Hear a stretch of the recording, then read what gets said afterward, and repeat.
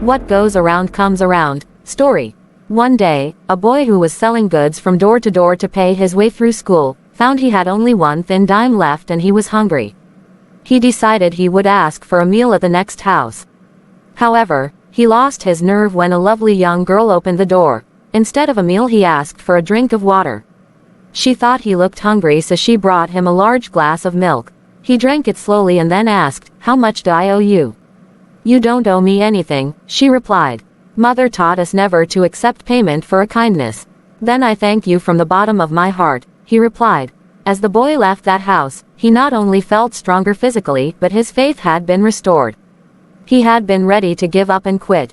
Years later, that young girl became critically ill. The local doctors were baffled. They finally sent her to the city, where they called in specialists to study her rare disease. Dr. Howard Kelly was called in for the consultation. When he heard the name of the town she came from, a strange light filled his eyes. Immediately he rose and went down the hall of the hospital to her room. Dressed in his doctor's gown, he went in to see her. After meeting her, he went back to the consultation room determined to save her life. From that day he gave all his attention to her case. After a long struggle, the battle was won.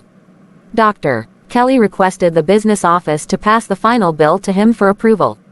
He looked at it, and then wrote something in the margin, and the bill was sent to her room. She feared to open it, for she was sure it would take the rest of her life to pay for it all. Finally she looked, and something caught her attention on the side of the bill.